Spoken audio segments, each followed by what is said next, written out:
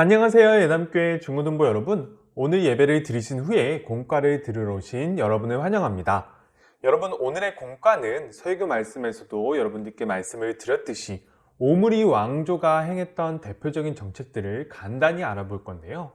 이 오므리 왕조가 행했던 정책을 세상의 관점에서 어떻게 바라보고 있는지, 그리고 하나님의 관점에서는 어떻게 바라봐야 되는지, 그것을 오늘 공과를 통해서 알아가 보도록 하겠습니다. 여러분, 오므리 왕조의 대표적인 두 왕은 오므리 왕조의 창시자인 오므리와 그리고 그의 아들 아합입니다.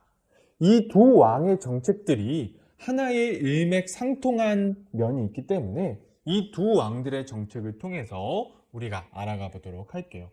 그러면 오므리 왕조의 첫 번째 정책은 무엇일까요? 바로 수도를 이전하는 것입니다. 열왕기상 16장 24절 말씀을 읽어드리도록 하겠습니다. 그가 은 2달란트로 세멜에게서 사마리아 산을 사고 그 산 위에 성읍을 건축하고 그 건축한 성읍 이름을 그 산 주인이었던 세멜의 이름을 따라 사마리아라 일컬었더라. 여러분, 지금 지도가 보이실 건데요. 지도가 두 개가 보이시지요? 화면상에서 왼쪽에 있는 곳에서 디르사라고 표시가 되어 있는 곳에 빨간색으로 동그라미 표시가 되어 있을 것입니다. 약간 북이스라엘 땅에서 오른쪽으로 쏠려 있는 것인데요. 오므리는 이 디르사라는 곳에서 북이스라엘 땅 기준으로 왼쪽으로 조금 더 나아가서 있는 사마리아라는 곳으로 나라의 수도를 이전하였습니다. 그렇다면 이 오므리는 나라의 수도를 왜 그쪽으로 옮겼을까요?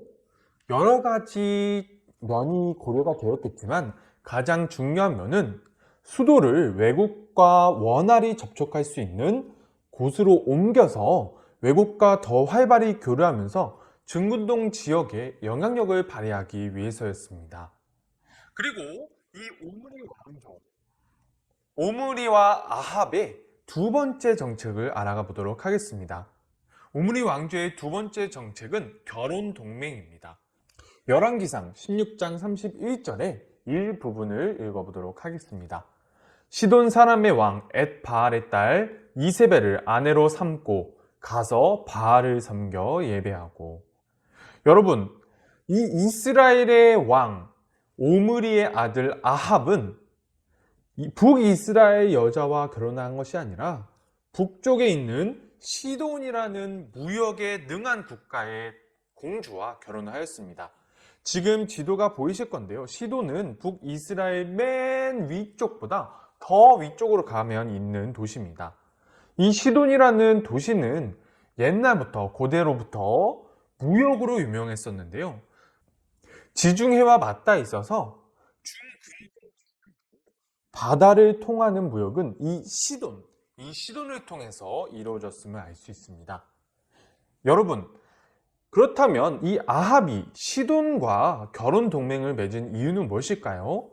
바로 무역 도시 시돈과 결혼 동맹을 맺어서 국방과 무역의 이익을 얻기 위해서였습니다.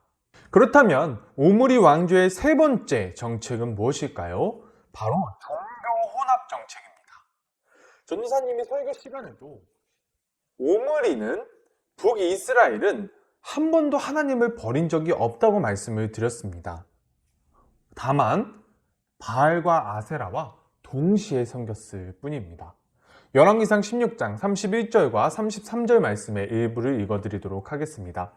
오므리의 아들 아합이 바알을 섬겨 예배하고 사마리아에 건축한 바알의 신전 안에 바알을 위하여 제단을 쌓으며 또 아세라상을 만들었으니.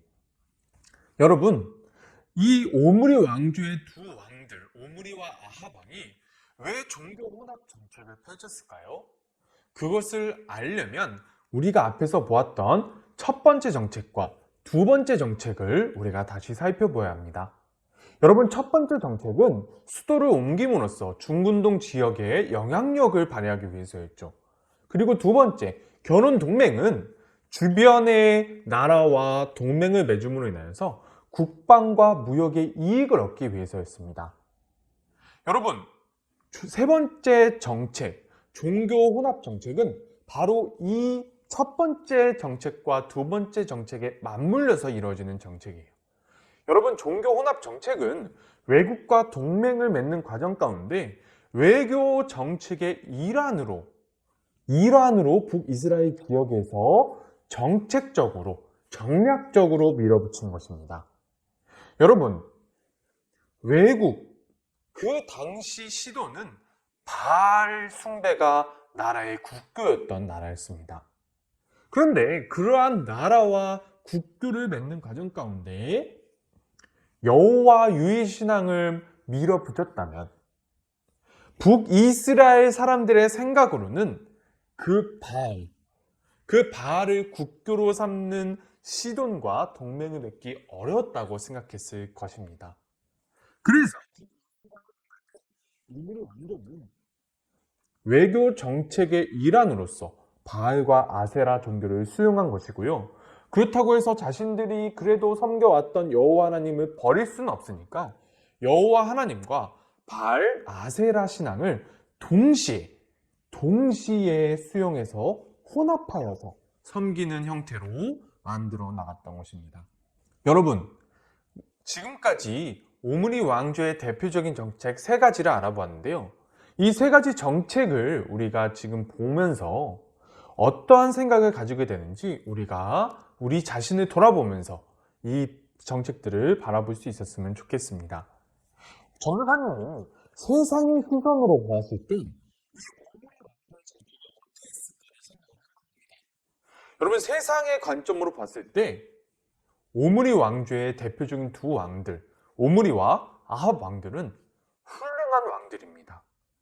왜냐하면 여러 정책들을 통해서 외국과의 교류를 넓혀갔고 국가의 영향력을 키웠습니다. 그리고 결혼 동맹을 성공시킴으로써 외교적인 성과를 이뤄냈고 그러한 성과를 통해서 국방과 무역 분야에서 성과를 거두었어요. 비록 국가의 종교가 혼합되는 혼선이 벌어지긴 했지만 그 과정 가운데 나타난 종교 혼합주의는 외국과의 외교를 위해서는 어쩔 수 없는 것이라고, 어쩔 수 없이 수용해야만 하는 그러한 결과라고 세상의 시선으로 봤을 때는 그렇게 볼 수 있고 그렇게 평가할 수 있는 것입니다. 여러분, 그렇다면 우리가 믿는 하나님의 시선으로 보면 이 세 가지 정책들이 어떠한 시선으로 보여질까요? 여러분, 하나님께서는 성경에서 보여주셨듯이 오므리 그리고 아합, 이 두 왕을 악한 왕 중에서도 악한 왕이라고 평가를 하십니다. 여러분, 전도사님이 솔로몬을 통해서 여러분들께 말씀을 드린 적이 있는데요. 하나님께서는 솔로몬을 향하여서 이렇게 평가하십니다. 사람이 보기에는 지혜로우나 하나님께서 보시기에는 어리석다. 이렇게 평가를 하셨습니다. 그 평가는 오늘 등장하는 오므리 왕조의 두 왕들에게도 그대로 적용됩니다. 여러분, 사람을 압제하는 문화, 악한 문화가 신격화된 바알과 아세라 종교는 기본적으로 하나님의 창조 원리에 완전히 벗어납니다.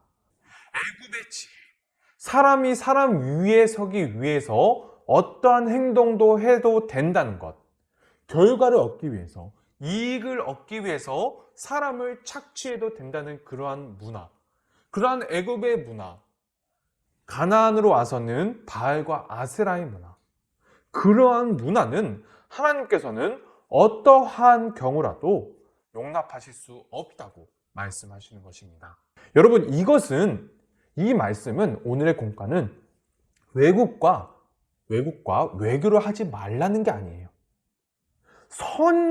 선후가 중요하다는 것입니다.